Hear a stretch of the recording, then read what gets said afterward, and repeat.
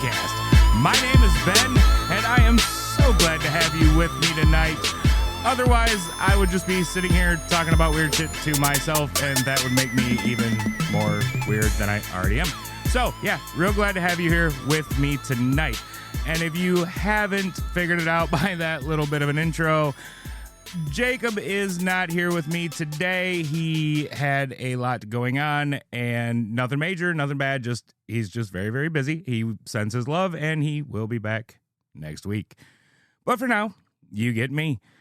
And since this is kind of a one-off strange episode, being a solo dolo run, I thought it might be appropriate to tell a strange and one-off kind of story. That being the story of the Dover Demon. Now, this story begins on the evening of April 21st in the year 1977, because all the best stories in the paranormal world come from the 1970s, apparently. And on that particular evening, 17-year-old William Bartlett, better known as Bill, and his two friends, Mike Mazzocco and Andy Brody, were out joyriding. Now, for our younger listeners, joyriding is when you would just go out and drive around. That's pretty much it. You just got some friends, you went and drove around, you talked, you listened to the radio, you looked for chicks, that kind of thing. Which was stuff that you could do when gas wasn't, $4.50 a gallon and Netflix hadn't been invented yet.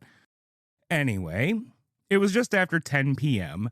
and they were cruising down Farm Street, which was a road that ran just on the outskirts of Dover, when the headlights of Bill's car illuminated an altogether unusual creature perched atop a low rock wall.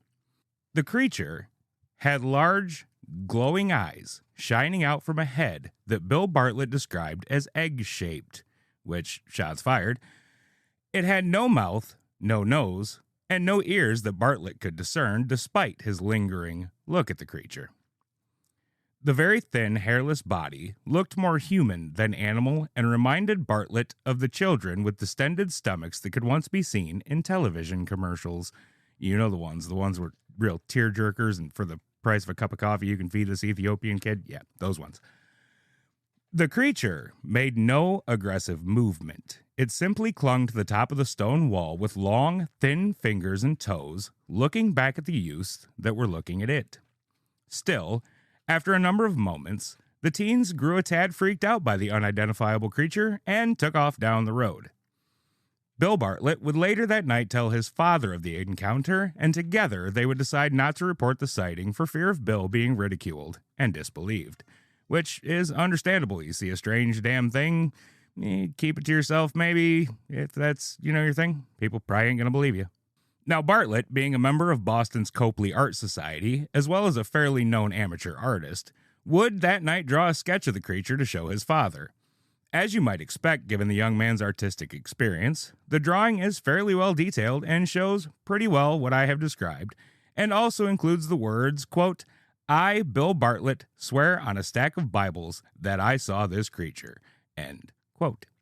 Now, roughly 2 hours after Bill Bartlett and friends had their sighting, another local youth would also encounter the strange creature. 15-year-old John Baxter was walking along the heavily wooded Miller Hill Road on his way home from his girlfriend's house when he spotted a small, pale, humanoid figure on the road ahead. The figure spotted Baxter as well and ran, bipedally for the record, off the road, through a gully, and into the woods. Baxter hastened to get a better look at the creature and spotted it again standing next to and clutching a tree with what he described as long, tendril-like hands.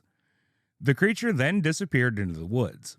Baxter started trying to follow it, but gave up the chase after only a short while due to fear of becoming lost in the woods at night. Wise decision, young man, wise decision. Like Bartlett, John Baxter would also sketch what he saw, and despite lacking the same amount of detail, the sketches are certainly of the same creature. Unlike Bartlett, Baxter would report his encounter to the police. The next night, April 22nd, 15-year-old Abby Brabham, I think is how you pronounce this, and 18-year-old Will Trainter would spot the creature from Trainer's car along Springdale Avenue. Brabham said they spotted the creature, and it lifted itself partially off the ground and stood mostly upright, looking at the pair of teens. The rest of her description matches that of Bartlett and Baxter, adding only that it was roughly the size of a goat, which is not a real big critter. Now, just for the record, if you take all three of these kids' sightings and what they reported and you plot them on a map, not only do you realize that every sighting was somewhere near water, which is just an interesting detail that, to be honest, nobody ever really made sense of in any way, shape, or form, but they also form a completely straight 2-mile long line. So it's not like a triangle, it's a straight line from one to the next to the next. Just an interesting detail. The story, of course, attracted national attention, including the attention of Loren Coleman, who was, and still to this day remains, a leading figure in cryptozoology and ufology. And we'll probably talk about, I think we might have mentioned him before, we'll definitely mention him again. And he has a cryptozoological museum in Portland, Maine, which I would like to go visit someday. And in this museum, he has a recreation of the Dover Demon. And it looks like it was made actually of Bartlett's original sketch. And it looks pretty cool, and I want to go there and visit it someday. Now, no real explanation was ever given for the creature. Loren Coleman came out to investigate. The most he could really say was that, in his opinion, it wasn't really UFO related. He brought like a couple other UFO guys with him when he checked it out. There was no UFO activity reported, no nothing like that, nothing else weird. Just a handful of teens saw this stupid creature. So he never came up with a real explanation, even cryptozoologically what it is, except it's some unknown creature. Other people, however, had their opinions. And when it's talked about today, they still do, of course. The first, as per usual, is that this was entirely a hoax. Of course, always a hoax. This, despite the fact that there was never any evidence to suggest that the teens who reported the encounters were really associated with one another or knew that the others were making reports. Nobody ever could prove that these guys, they weren't even really friends, you know. Like, of course, you know, Bill and the couple guys in his car, they were friends, and, you know, Abby and her boyfriend or whatever that was going on there, you know, they were friends, but as a group, the three that reported it were never said to be really close friends or anything like that, and nobody ever could prove that they got together on this thing. So, furthermore, none of them have ever come forward to change their story. And to me, that's kind of a big one. Anybody who's listening to the show knows people aren't going to keep saying this stuff forever. Eventually, somebody's going to come forward and say, hey, we made this shit up, leave us alone. It's just human nature, especially when you're a kid and you make something up. Eventually, somebody finds out. Another theory is that what they saw was actually a regular, natural animal. I give this one a little more credence than I do to that being a hoax, except for the fact that the prevailing theories of which animal it was they saw are a foal, a baby moose, or an escaped monkey. Now, last time I checked, if you remember my descriptions of the creature, it was, you know, bipedal and had fingers and toes and things. And last time I checked, foals and baby moose are not bipedal, and they don't have fingers. And I don't recall ever seeing a baby horse sitting on top of a rock wall or any kind of wall. I've never seen a baby moose, I'll be honest there, but I've never seen a baby horse get up on top of a rock wall unless it was in some big time trouble and really needed help getting down. But again, neither of those things are bipedal. And on top of that, moose have not inhabited the area around Dover, Massachusetts for a very, very, very, very, very, very, very long time. And you can add that to even prior to 1977. Yes, moose at one time inhabited that area, but they were, you know, killed off for food and chased out by human beings a very, very, very long time ago. Now, an escaped monkey, that does make a little more sense. given the shape and size of the creature, which was said to be about child-sized. However, no one ever reported losing a monkey.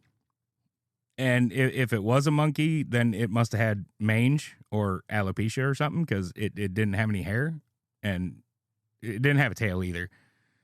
Monkeys got tails, just for those. And I guess it could have been like a quote-unquote chimp, but the creature was described as having very light gray-colored skin or flesh-colored skin, and chimp skin, if you don't know, even when they have alopecia and no hair, they have very dark gray colored skin. So also does not fit, and it certainly couldn't have been a gorilla. It was way too damn small. So personally, I don't think that's any of that is an explanation for what the creature was. I don't pretend to know what the creature was, but I don't think that was it, and neither do any of the witnesses. The people that saw it, they were like, yeah, no, it's not a baby horse. We know what baby horses look like, and it's baby moose, haha, and it certainly wasn't a monkey. And I guess I didn't even think about this until just now while I'm talking to all of y'all. They said it didn't have any facial features, no nose, no mouth, no ears that they could see. All of them said this. It was like a completely blank face except for these big glowing eyes, which Bartlett said were orange, Baxter did not describe, and Abby said were green. Take that for what you will, but that's the description. It just had big eyes and no other features that anybody could make out. Last time I checked, monkeys and chimps had ears and mouths and noses that you could see very clearly. So there's another point in the favor of it not being a monkey. But anyway, y'all can decide for yourselves what your opinion on those particular theories are. There is also the theory that I kind of mentioned that it was an alien, and it kind of looks like a gray alien, I suppose. But again, there was no UFO reports, no nothing like that. So I don't know. Maybe, I guess. Now, as far as I can tell, those were the only real credible reported sightings of the creature. And after April 22nd, 1977, it simply returned to wherever it came from and was never seen again. It was really just a footnote in the history of weirdness that people like me still talk about today, people who enjoy this topic. Now, I know this is kind of a short episode, but it's kind of a weird episode. I hope you all forgive me on that one. But the last thing I'm going to share is from a 2006 interview with Bill Bartlett, where he said of his story, quote, "In a lot of ways, it's kind of embarrassing to me. I definitely saw something. It was definitely weird. I didn't make it up. Sometimes I wish I had." End quote. Now, again, I will apologize for the shortness of this week's episode. It's kind of a weird week. We hope you'll forgive us. I hope you enjoyed it. We hope you enjoy our show. And on that note, if you do enjoy our show, ladies and gentlemen, please share the show with a friend. Tell them all about us. Tell them how cool we are. Until next time, we love you. Good night.